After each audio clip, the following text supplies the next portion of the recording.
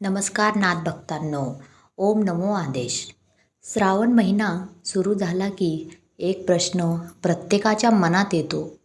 श्रावण महिन्यात ब्रह्मचार्य पाळणे आवश्यक आहे का? मला दुसऱ्या व्हिडिओमध्ये खूप जणांच्या कमेंट आल्या की श्रावण महिन्यात ब्रह्मचार्य पाळणे आवश्यक असते का? जर पाळले नाही तर पाप लागते का? गृहस्थांनी काय करावे? धर्मशास्त्र याबद्दल नेमके काय सांगते ते आपण आजच्या या व्हिडिओमध्ये जाणून घेणार आहोत.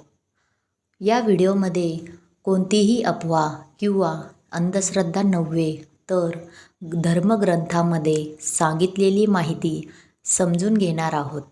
त्यामुळे हा व्हिडिओ तुम्ही शेवटपर्यंत नक्की पहा. आता ब्रह्मचार्य म्हणजे काय? अनेक लोकांना वाटते की ब्रह्मचार्य म्हणजे स्त्री-पुरुष संबंध टाळणे होय. परंतु धर्मशास्त्रानुसार ब्रह्मचर्याचा अर्थ खूप व्यापक आहे.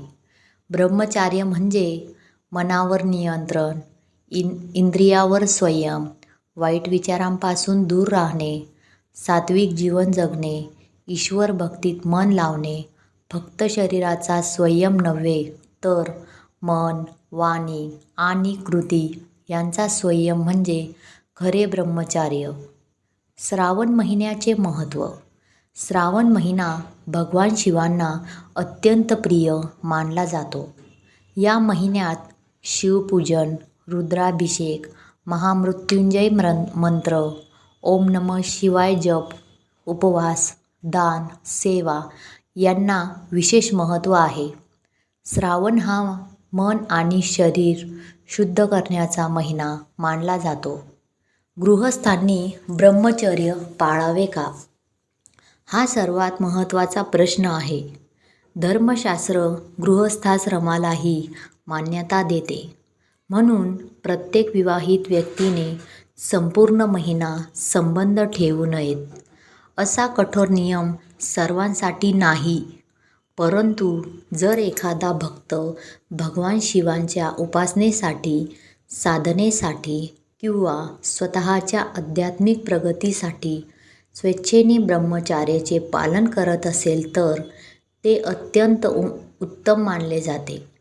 मात्र पती-पत्नीमध्ये प्रेम, आदर आणि समजूतदारपणा असणे अधिक महत्त्वाचे आहे. कोणावरही जबरदस्ती करू नये. ब्रह्मचार्य पाळल्याचे फायदे. धर्मग्रंथानुसार संयमामुळे मन शांत राहते, एकाग्रता वाढते, जप, ध्यान अधिक प्रभावी होते, शरीरात ऊर्जा टिकून राहते, राग, लोभ आणि वासना कमी होतात, भगवान शिवांच्या भक्तीत मन लागते, संयमामुळे आध्यात्मिक उन्नती होते. श्रावण महिन्यात काय करावे? दररोज स्नान करून शिवपूजा करा. ओम नमः शिवाय मंत्राचा जप करा. शक्य असल्यास सोमवारी उपवास करा. सात्विक आहार घ्या. खोटे बोलू नका. मद्य, मांसाहार आणि तामसिक पदार्थ टाळा. राग आणि मत्सर टाळा. गरिबांना अन्नदान करा.